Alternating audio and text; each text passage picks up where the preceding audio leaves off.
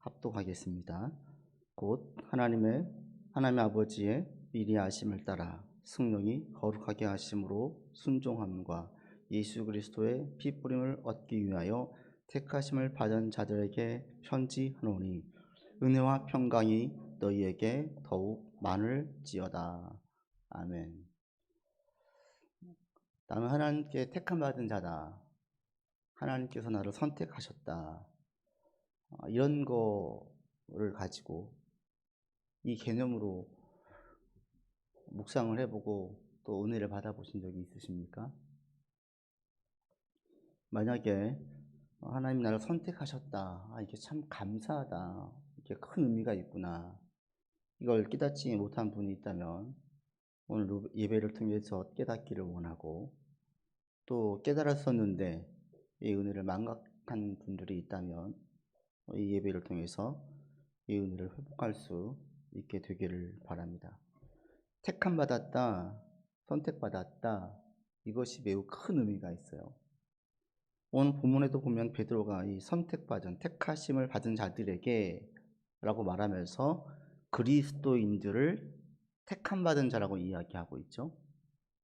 그런데 이 택함이라는 단어가 베드로 전서에서만, 이 짧은 이 베드로 전서에서만 5번이 나오고요, 베드로 후서에서도 1번이 나와요. 이 말은 곧 베드로가 택함이라는 단어를, 이 의미를 대단히 귀히 여기고 있고 크게 보고 있음을 알 수 있어요. 그리스도인들에게 택함이라는 단어가 매우 큰 의미가 있다는 거죠. 매우 중요하다는 거예요. 그러니까 이것을 우리가 분명하게 알고 있어야 돼서 베드로는 그 당시에 그리스도인들에게 당신들은 택함 받은 자들입니다. 택함 받은 자들입니다. 이 이야기를 계속했다라는 거예요. 지난주에는 나그네에 대한 얘기했죠. 우리 인생은 나그네입니다. 당신은 지금 나그네 인생을 살고 있습니다. 이것도 반복해서 이 얘기하면서 그리스도인들이 나그네 삶을 살고 있음을 계속 깨닫게 한 것처럼, 또 한 가지는 우리가 택함 받은 존재구나, 이것을 잊지 않게 했다라는 거예요. 베드로가 이 개념을 대단히 중요하게 여기고 있고, 사도들도 그렇고요, 심지어는 구약에서도 그렇죠. 택 중에, 복 중에 택하셨다라는 거예요. 다 택하셨다라는. 베드로를 비롯한 사실 유대인들에게는 예수님을 믿기 이전부터 이 택함에 대한 단어가 대단히 중요했죠. 대단히 중요했습니다. 사실 지금도 유대인들에게는 이 민족의 근간, 민족의 힘이 어디 있냐면 여기에 있어요. 택함. 우리는 선택받은 민족이다. 그들 가운데 팽배해 있는 사상이 선민 사상이에요. 우리는 다른 민족과는 달라. 택함 받은 민족이야. 이게 그들 가운데 지금도 있어요.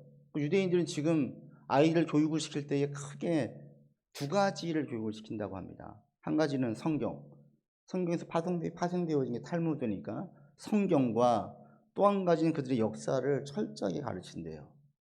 성경을 통해서, 그리고 역사를 통해서 공통적인 게 뭐냐면 선민사상이에요. 우리는 택함 받은 민족이다. 그게 구약의 자신들의 조상인 아브라함 때 언약의 사인으로 하나님께서 남자의 그 표피를 잘라서 언약의 흔적으로 남겼죠. 지금까지 내려온 거예요. 그 역사가 자기 몸에 흔적을 남겨요. 그래서 이것이 뭐냐, 우리는 하나님께 특별히 택함 받은 민족이라는 거예요. 성경을 가르치면서 12살 정도만 되면 아이들이 모세오경 거의 다 외운대요. 그 정도로 성경을 철저하게 가르치고, 심지어는 대학을 합격한 다음에는 휴학을 하고 성경대학 같은 곳에서 집중적으로 성경을 배워요. 철저하게. 일부러 그렇게 해요, 그들이. 그만큼 중요한 거죠. 그런데 그걸 다 배우고 나면 핵심은 뭐냐면 우리는 특별한 민족이라는 거예요. 또 하나 역사를 가리킵니다. 그들의 역사는 정말 슬픔의 역사죠. 고난의 역사예요. 우리 민족도 여기저기 많이 치였지만 유대인에 비하면, 이스라엘에 비하면 비할 수가 없어요. 세계적으로 유럽에서 전쟁이 터졌다 하면 큰 피해를 본 민족 중에 가장 큰 피해를 본 민족이 유대인이에요. 유대인. 그것은 단순히 세계 2차 대전 때뿐 아니라 더 서로 올라가도 중세에도, 또 1096년에부터 시작되어진 그 십자군 전쟁이 8차례가 있었는데, 그때가 그리스도인과 무슬림의 전쟁인 것 같은데 중간중간에 유대인들은 아무 이유 없이 죽임을 당했어요. 십자군들에게. 왜? 너희 민족이 예수님을 죽였다라는 거예요. 그래서 이웃에 있었던 그 유대인들과 전쟁이 발발하면, 이 무슬림과 전쟁이 발발하면 그냥 외부에서 들어온 십자군들이 그들을 죽였어요. 그들의 역사는 철저하게 많은 죽임을 당한 역사였어요. 그런데 이걸 다 가르쳐줘요. 그리고 맨 마지막에 그럼에도 불구하고 우리 민족은 망하지 않았다는 거예요. 왜? 우리 민족은 하나님께 택함받은 민족이니까. 우리 민족은 저력의 민족이니까. 그것을 증명한 사례들이 지금 많아요. 자신들의 민족의 자긍심과 우월함을 얘기할 수 있는 사례가 지금 세계 곳곳에 많이 있어요. 노벨상만 예를 들어도 노벨상 한 23% 정도가 유대인들이 받았어요. 미국의 정재계에 엄청난 힘을 가지고 있는 유대인들이 엄청 많습니다. 미국의 100대 부호 중에 20%가 유대인들이래요. 얼마나 엄청난 저력이 있습니까? 세계 인구의 0.2%밖에 되지 않는 그들이 이런 엄청난 일들을, 엄청난 힘을 가지고 있어요. 그들은 자긍심이 대단한 거예요. 역사의식을 배우고 나면 더 똘똘 뭉치죠. 그들 가운데에 이 민족의 힘이 어디에 있냐? 이 택함에 있어요. 택함. 우리는 택함받은 민족이야. 다른 민족과는 달라. 베드로도 예수님 믿기 이전에 이 사상이 있었고 유대인들도 있었어요. 그런데 베드로가 예수님을 믿은 다음에 그리스도를 증거하면서 이 택함이라는 사상을 그대로 끌어들였어요. 이것은 유대인의 사상이 아니라 우리 그리스도인들도 가지고 있어야 될 너무 중요한 개념이니까 가지고 온 거예요. 이 택함 받았다.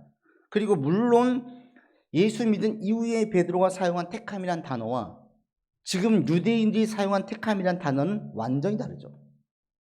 유대인들의 택함에는 자기 민족의 우월성이 있어요. 자긍심이 있어요. 뛰어난 거예요. 다른 민족과는. 그런데 베드로가 택함이란 단어를 사용했던 것에는 지난주 나그네라는 말을 쓴 것과 같은 의미가 있어요. 나그네를 베드로가 왜 사용했습니까? 고통 중에 있는 그리스도인들을 위로하고 힘을 주기 위해서 사용했어요. 믿음을 잃어버리지 말라. 우리 인생은 나그네다. 열심히 살아라. 최선을 다해라. 그렇지만 지나치게 연연하지 마라. 왜? 인생이 나그네 인생이니까. 우리는 이 땅에서 영원히 정착하고 살 사람들이 아니라 어느 시간 지나면 다 털어버리고 가야 되니까. 예수님 부활을 통해서 이것을 확실하게 알게 됐으니까. 나그네 인생이야. 그러니까 아무리 힘들고 어려워도 최선을 다해서 맡겨진 일, 사명을 감당하되 지나치게 연연하지 마. 이걸 계속 얘기해 주는 거예요. 그리고 우리 그러다 보니까 우리 그리스도인들 나그네 인생이니 이 땅이 영원하다고 느껴지는 사람들과의 삶의 방식이 다를 수밖에 없어. 그걸 이상하게 보지 마. 남들이 다르게 보는 것을 이상하게 보지 마. 가르친 거예요. 그런 것처럼 나그네라는 말을 통해서 그리스도인들을 위로하고 힘을 주고 믿음을 굳세게 한 것처럼 베드로가 택함이라는 낱말을 사용한 것에도 이런 의미가 있어요. 우리는 택함 받았다는 거예요. 베드로가 이 사실을 그리스도를 증거하면서 분명히 알게 됐어요. 그들 가운데 위로를 주려고 하는데 이것은 그냥 사상에서 가지고 온 게 아니라 베드로 사역 가운데 너무나 많이 경험했어요. 베드로가 증거했습니다. 예수님께서 죽으셨지만 부활하셨습니다. 내가 직접 봤습니다. 예수님과 함께 먹었습니다. 그리고 승천하신 것도 봤고 500의 형제가 함께 맞습니다. 환상이 아닙니다. 거짓이 아닙니다. 내 생각이 아닙니다. 막 얘기를 했어요.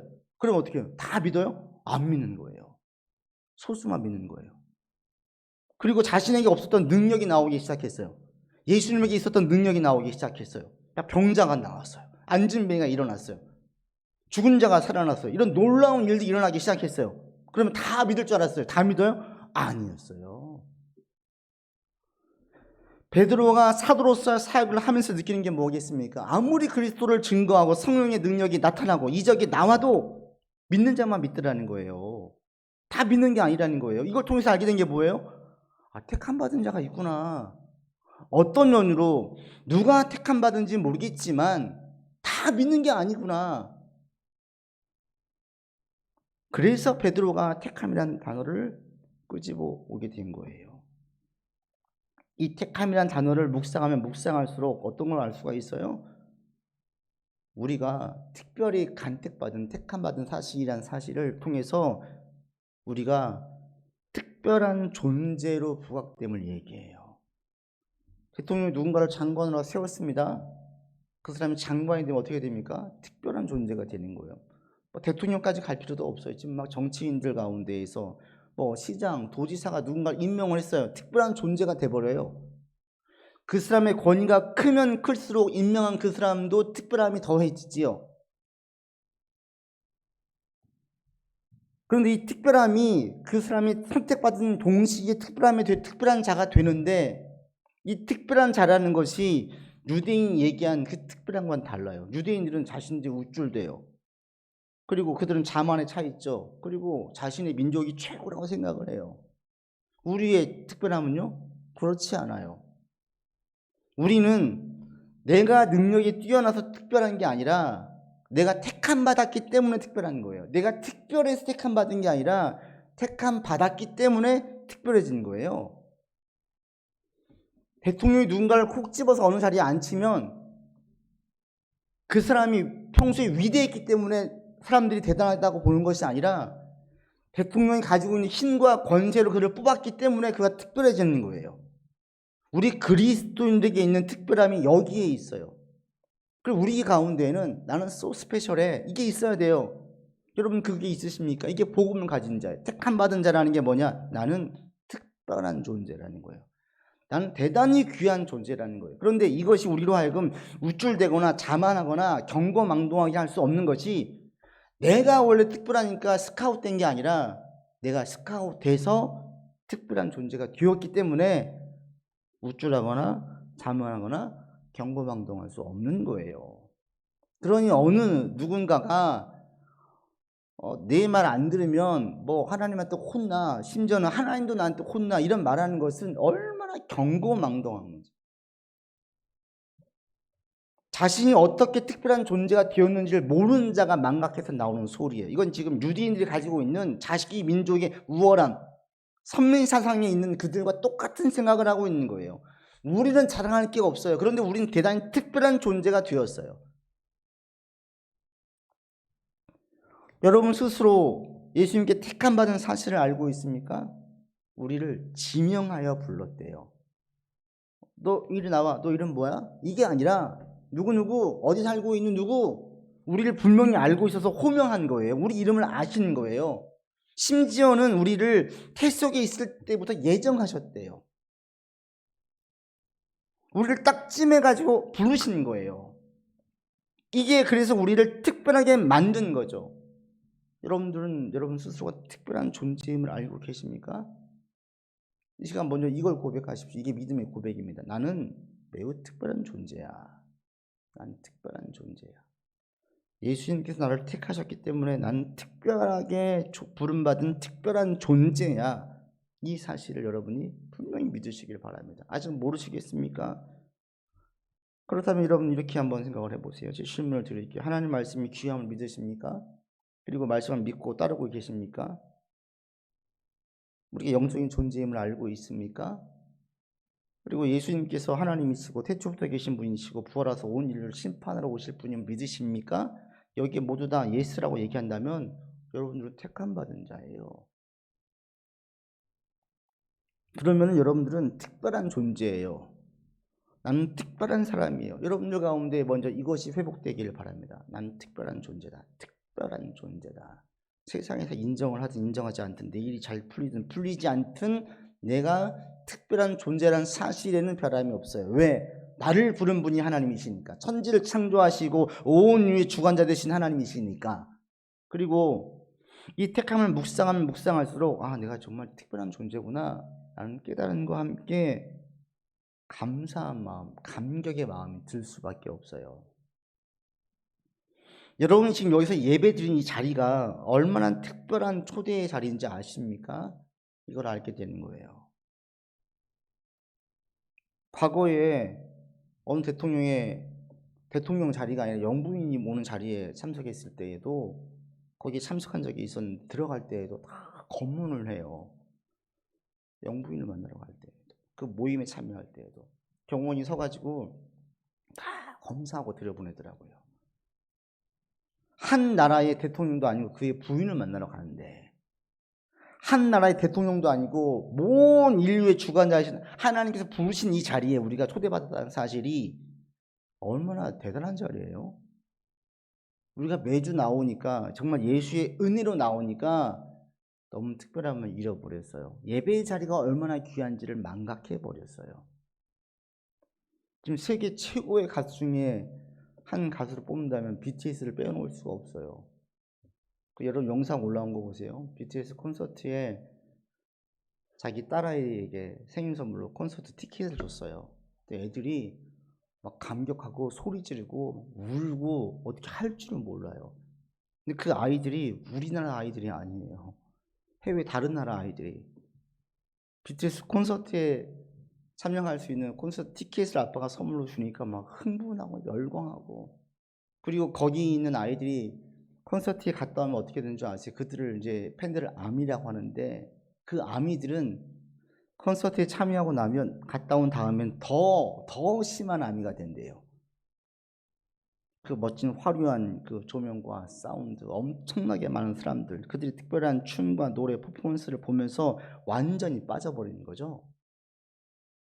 거기에 초대받았던 그 자리에 참여할 수 있다는 자체가 그들 가운데는 감격이고 눈물이고 기절하고 막 흥분을 주체할 수 없는 거예요.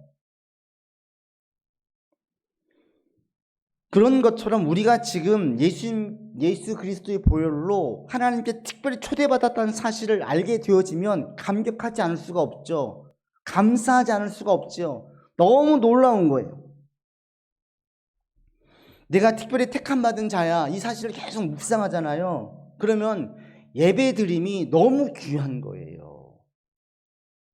예배드림에 초대받아서 함께 예배드릴 수 있다는 이 자리가 나에게 너무나 영광스러운 자리인 거예요. 그러면 이것이 우리 가운데 은혜가 되어서 감사가 나오고 감격이 나와요. 아, 내가 특별한 초대를 받았구나. 특별한 부르심의 자리에 내가 지금 함께하고 있구나.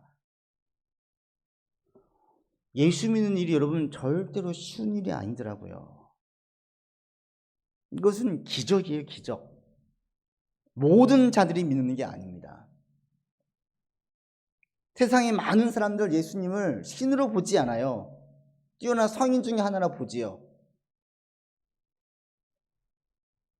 우리는 그런데 그분을 인간이 아닌 신으로 보고 있어요. 하나님이에요. 나의 구주예요. 다른 누군가의 말을 듣고 따르는 것이 아니라 누구보다도 예수님을 믿고 따르는 존재예요. 이런 믿음의 고백이 있다는 것은 이건 기적이에요. 이 시간 여러분들이 택함받은 존재라는 사실을 잊지 않기를 바랍니다. 택함받은 것이 얼마나 기적인지를 깨닫게 되기를 바랍니다. 지난주에도 어느 지체와 함께 오래전에 일본 단기 선교를 다녀왔던 그 얘기 잠깐 하게 된 적이 있어요. 일본의 그리스도인들이 1%도 안 돼요. 그들은 얼마나 신실한지요. 저도 일본에 단기 선교를 갈 때마다 느끼는 게 갔다 오면 참 소원해져요. 그리고 구원받음에 대한, 예수 믿는 것이 얼마나 특별한지를 더 많이 깨닫게 되어져요. 여러분, 지금 예수 믿는 것은 그냥 쉬운, 아무나 할 수 있는, 누구나 다 하는 그런 게 아니에요. 모든 사람에게 다 열려 있음에도 불구하고 모든 자가 다 믿지 않아요. 이성적으로 이해가 안 되는 거예요. 못 믿기 때문에 마음으로 받아들여지지 않는 거예요. 믿음이라는 것은 인력으로 안 된다는 것을 알게 됐어요. 야, 그래서 택함이구나. 여러분이 예수를 주로 고백하고 말씀을 귀히 여기고 있고 내 인생을 이분께 맡기고 따라갈 마음을 분명히 먹고 나간다면 이건 기적입니다. 이런 고백을 하는 여러분들, 이 시간 내가 특별한 존재라는 사실을 잊지 않기를 바랍니다. 그리고 이 특별함이 나에게 감사로, 감격으로 나아갈 수 있게 되기를 바랍니다. 이 시간 여러분, 감사를 회복하십시오. 나를 부르심에 대한 감사, 자녀 삼으심에 대한 감격, 예배의 자유로 인도하심에 대한 그 귀함. 너무나 많은 분들이 예배에 대해서 너무나 소홀히 여기고 있게 됐습니다. 가정에서 예배 드린 여러분도 마찬가지입니다. 지금 비록 가정에서 예배를 드리고 있지만 예배의 자리는 너무 귀한 자리예요. 아무나 할 수 있는 자리가 결코 아닙니다. 베드로가 지금 이들 가운데에 이 택함을 강조한 이유는 바로 이거예요. 너희들은 특별한 존재다. 너희들은 그리고 그래서 늘 이 은혜를 잊지 말아라 라고 얘기하고 있어요. 그런데 이걸 왜 강조합니까? 앞서 나그네와 똑같이 지금 그들 가운데는 이 택함이란 낱말을 묵상하고 붙잡아야 되는 거예요. 왜? 그들 상황이 너무 힘들고 어려우니까. 힘들고 어려워요. 지난주에 말씀드렸죠. 이들이 지금 로마의 박해 가운데 있는 그리스도인이라고 했어요. 믿는 것 자체가 박해예요. 몰래 믿어야 돼요. 숨어서 믿어야 돼요. 드러낼 수가 없어요. 그리고 많은 주변의 사람들이 오해하고 있어요. 그런 가운데 믿는 이들을 위로하기 위해서 베드로가 택한 단어가 택함이에요. 택함. 왜? 택함 속에는 무엇이 있습니까? 택함 속에는 나그네와 같은 하나님의 보호하심이 있어요. 택한 자가 힘이 있으면 그 사람을 택했으면 방치합니까? 아니죠. 택했으면 그를 보호해요. 이 보호함이 그로 하여금 두려움 없이 담대하게 만들어요. 누군가 나를 분명히 보호해줘. 이 보호함에 대한 확신이 있다면 절대 두렵지 않습니다. 2014년도에 나온 그 베테랑이라는 영화가 있어요. 거기에 유아인 씨가 재벌 3세 조태호 역으로 나오는데 얼마나 못된 짓을 많이 하는지 진짜 아나무인 세상에 두려울 게 없어요. 법도 무섭지 않아요. 마약을 서슴지 않고 사람을 폭행을 하고 심지어 죽이기도 해요. 그런데 전혀 겁을 안 내죠. 형사들도 누구도 겁을 안 내요. 왜요? 재벌 3세니까 자기를 분명히 보호해주는 백이 있다는 사실을 확실히 알고 있다 보니 이는 두려울 게 없는 거예요. 누구 죽여도 다 커버해주니까 알아서. 보호에 대한 확신이 세상의 법도 두려워하지 않고 누구도 두려워하지 않게 만들었어요. 이것은 부정적인 의미에서의 보호의 확신이죠. 긍정적인 의미에서의 보호의 확신은 우리 가운데 용기와 담대함을 줘요. 그래서 하나님께서 계속 부를 때에 불안해하는 자들에게는 계속 말씀하시는 게 뭐냐면 내가 너와 함께 하겠다는 거예요. 내가 너와 함께 하겠다. 다른 거 안 주세요. 내가 너한테 어떤 능력을 줄게. 내가 10,000,000대원을 붙여줄게 하고 라고 말씀하지 않으세요. 내가 너와 함께 하겠다라고 말씀하십니다. 이게 어떤 의미가 담겨져 있어요? 하나님의 보호예요. 걱정하지 마. 내가 너 보호해 줄게. 내가 누구야? 전능자야, 창조한 자야, 모든 자를 대적할 수 있는 힘을 가지고 있는 자, 이런 내가 너와 함께 할게 라고 말씀하시는 거예요. 베드로가 이걸 경험했죠. 산헤드린 공의 앞에 섰습니다. 그리스도를 증거하다 잡혔습니다. 근데 이들의 판결이 어떻게 내려지느냐에 따라서 감옥에 가서 큰 고통을 당할 수도 있고 풀릴 수도 있습니다. 어떻게 해야 돼요? 그들이 처분을 받아야 돼요. 베드로가 어떻게 합니까? 당당하게 말합니다. 다신 전도하지 말라 경고를 했지만 베드로가 이렇게 말하죠. 하나님 앞에서 너희의 말을 듣는 것이 하나님의 말씀을 듣는 것보다 옳은가 판단하라. 여기서 중요한 게 무엇입니까? 하나님 앞에서라고 말하면서 그 70여 명에 있는 산헤드린 공예회원들, 지금 이게 워낙 비상이니까 분명히 공예회원들 다 모여있을 거예요. 한 70명이 모여있어요. 이들은 베드로가 평소에 만날 수도 없는, 그 당시로 말하면, 우리로 말하면 하이 클래스에 있는 가장 높은 위치에 있는 사람들이에요. 만날 수도 없어요. 그들이 다 모여있어요. 그들을 얘기할 수 있는, 자신들의 명예를 보장할 수 있는 옷들을 다 입고 왔어요. 근데 그 권위에 압도될 수 있어요. 얼마나 의식이 되겠습니까? 그런데 베드로는 그들을 무시하는 말을 해요. 지금 너희 앞에서 너희 말 듣는 게 이렇게 얘기하는 것이 아니라 자기 앞에 지금 사람들이 있는데 하나님 앞에서 너희 말 듣는 것이 옳은가 판단하라 말씀하고 있어요.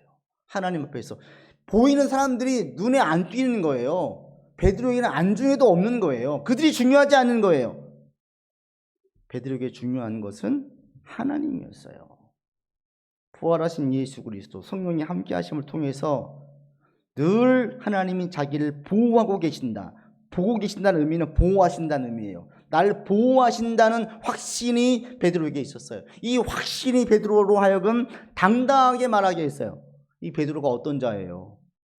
예수님 십자가 지실 때 의리가 있으니까 쫓아가긴 쫓아가는데 여종들이 당신도 그와 함께 있던 자가 아닙니까? 물을 때에 절대로 그렇지가 않다라고 부인했던 자가 아니에요. 자기 살자고 의리가 어디가 있어요? 내가 살아야 되는데. 이랬던 베드로가 너무 당당하게 복음을 준 거예요. 자신 있게 말해요. 그들을 전혀 두려워하지 않아요. 이렇게 바뀌어졌어요. 이걸 경험한 베드로가 지금 그들 가운데 얘기하고 있는 거예요. 하나님의 보호를 확신하라고 당신들은 택함 받은 존재입니다 라는 것을 강조하고 있는 거예요. 당신은 택함 받은 자입니다. 즉 하나님의 보호를 받는 자입니다. 그러니 아무리 힘들고 어려워도 두려워하지 마십시오. 낙심하지 마십시오. 용기 내십시오. 왜? 하나님이 보호하시니까. 베드로에게 이 보호의 확신이 너무너무 강했어요. 확신했어요. 복음을 증거하고 진리를 말할 때 하나님 자신을 보호할 것이라는 확신이 있었어요. 만약에 복음을 증거하는데 감옥에 간다고 해도 베드로는 두렵지 않았어요. 왜? 감옥에서 보호하실 것을 확신했기 때문입니다. 만약에 감옥에서 또 있다가 죽임을 당한다 해도, 예수님처럼 죽임 당한다 해도 베드로는 두렵지 않았습니다. 왜? 하나님 자신을 보호하사 천국으로 인도하실 것이라 확신이 있었기 때문입니다. 이 보호함의 확신이 어떠한 최악의 상황으로 간다 해도 두렵지 않게 만들었어요. 우리에게도 마찬가지입니다. 궁극적으로 가장 중요한 건 뭐예요? 우리가 죽고 난 다음에 천국으로 인도해 주신다는 거예요. 이 확신에서부터 지금의 확신에, 현실에 대한 보호의 확신으로까지 이어져야 되는 거예요. 죽음 이후에 대해서 인도해 주실 것이라 확신이 없다면 현실에 대한 보호의 확신도 가질 수가 없습니다. 근간이 확신이 안 되는데 어떻게 확신을 합니까? 베드로가 부활하신 예수를 통해서 확신하게 됐어요. 아, 죽으면 나를 데려가신 분이야. 보호하셔. 살아서도 보호하셔. 지금도 보호하셔. 복음을 증거할 수 있도록 감옥에서 나오든 감옥에 들어가든 옥에 갇히든 이건 중요하지 않아. 보호하셔. 여러분 상황이 풀리든 풀리지 않든 내 계획대로 되든 되지 않든 상관없어요. 하나님의 보호에는 전혀 흔들림이 없습니다. 이걸 믿으라는 거예요. 이걸 확신하는 거예요. 그래서 마음의 용기를 가지고 담대함을 가지고 나가라고 얘기합니다. 이게 우리 가운데 절대로 필요합니다. 우리 그리스도인들에겐 용기와 담대함이 절대로 모두 품고 있어야 돼요. 용기와 담대함이 없다면 하나님의 일을 할 수가 없습니다. 하나님은 사람을 세우실 때에 가장 먼저 주시는 게 내가 너와 함께 할게, 내가 너를 보호할게 라고 말씀하시면서 어떻게 해요? 강하게 하라, 담대하라, 두려워하지 말라, 놀라지 말라, 눈에 보이는 그 힘 있는 자들 두려워하지 말라라고 말씀하시는 거예요. 상황, 환경, 사람, 그 어떤 것도 두려워하지 말래요. 바울도 말합니다. 하나님이 우리에게 주시는 것은 두려워하는 마음이 아니다. 오직 능력과 사랑과 근신하는 마음이다. 여러분 지금 하나님의 파워와 능력으로 무장하세요. 용기, 담대함, 어떤 경우에도 주저하지 마세요. 두려워하지 마세요. 낙심하지 마세요. 이건 하나님 주시는 마음이 아닙니다. 사단이 우리를 막 흔들기 좋은 마음이에요. 그러니까 두려워하지 마세요. 낙심하지 마세요. 그리고 되려 근신하세요. 자꾸 자기 삶을 돌보시고요. 하루 시간 이럴 때일수록 더 시간 초정 나누세요. 일주일 계획 세우시고 오늘 할 일을 성하시고 우선순위를 분명히 정해 놓으세요. 이게 나를 근신하는 거예요. 용기와 담대함이 있어야 맡기신 사명을 완수할 수 있습니다. 용기와 담대함이 없으면 좌절하게 되어지면, 낙심하게 되어지면 순종하는 걸 중단하게 되어지죠. 말씀에 대한 순종의 중단은 역사의 중단입니다. 여러분 말씀을 믿습니다. 여러분 하나님께 특별하게 선택받은 특별한 사람임을 이 시간 고백하십시오. 나는 특별한 존재예요. 그리고 이 사실을 묵상하십시오. 이번 한 주간 그렇게 고백하십시오. I'm so special. 나는 매우 스페셜이야. I'm a so special man. 난 매우 특별한 사람이야. 계속 고백하세요. 이것이 감사와 감격으로 나오게 하세요. 그리고 이것이 자연스럽게 보호의 확신으로 이어지게 만드세요. 그리고 이 보호의 확신이 세상에서 담대함으로, 용기로, 뭐 별거 아니네, 할 수 있어, 감당할 수 있어, 큰 문제 안 돼, 이런 마인드로, 이런 태도로 나올 수 있게 하기를 바랍니다. 하나님의 보호는 우리를 경거망동하게 하지 않는다 말씀을 드렸습니다. 우리는 내가 마음대로 살 때 보호해 주실 거야가 아닙니다. 하나님이 택하셨기 때문에 우리를 특별한 존재를 만드셨어요. 택함 받은 공동체에는 거기에서의 규율이 있습니다. 원칙이 있습니다. 이걸 지킬 때에 그들은 특별히 보호를 받지요. 군대에 가면 군법을 따라야 되죠. 그러면 군인으로서 그들을 보호하죠. 대한민국에 있지만 그들은 군인으로 보호를 받습니다. 이런 것처럼 하나님의 백성이라면 우리가 철저하게 더 말씀을 따를 때에 하나님의 보호를 받을 수 있어요. 말씀 떠나서 내 마음대로 방종의 삶을 산다고 보호해 주십니까? 아니요. 방종의 삶을 살면 어떻게 해야 돼요? 하나님 그때 회초리 드세요. 매 드세요. 이게 정상 아닙니까? 내 자녀가 지금 잘못된 길로 가고 있는데 매를 안 드는 부모가 있습니까? 꾸지람하지 않는 부모가 있습니까? 놔뒀다가 누군가를 죽이기라도 하면요. 그 인생이 망가지면요. 그 전에 돌아오게 하죠. 혹 여러분 가운데 죄된 모습이 있다면 회개하시고 돌이키십시오. 하나님께 혼나지 마세요. 사랑하시니까 혼내는 거니까 혼남도 사랑이지만 뭐하러 맞고 혼나면서 돌아오세요? 말씀 안에서 사시고 말씀 따라서 사는 이번 한 주 되기를 바랍니다. 그러므로 정말 나는 하나님의 보호 가운데 있구나. 내 인생을 책임지시는구나. 그래서 주님 안에서 살면 살수록 담대함으로 용기로 무장되어지는 여러분의 삶이 되기를 바라고요. 이번 한 주간이 되어지기를 바랍니다. 베드로는 바로 이들을 위로하기 위해서 용기 내십시오. 담대하십시오. 라고 말씀하기 위해서 나그네의 개념과 선택의 개념을 꺼냈어요. 당신은 나그네 인생입니다. 당신은 하나님께 특별하게 선택받은 자입니다. 이번 한 주 이런 고백 가운데 사시면서 믿음 안에서 승리하는 여러분의 삶이 되기를 바랍니다. 기도합시다. 아버지 하나님, 나는 특별하게 부름받은 존재입니다. 특별하게 부름받은 특별한 자입니다. 하나님, 이번 한 주간 이 사실을 묵상하고 고백함으로 살게 하여 주시옵시고, 특별함에 대한 묵상이 감사와 감격으로, 보호의 확신으로, 담대함으로 이어질 수 있도록 인도하여 주시옵소서. 내 삶에 큰 풍랑이 일고 폭풍 쳐서 두렵고 떨리는 자들이 있습니다. 베드로처럼 물에 빠져가면서 하나님 외치는 자들이 있습니다.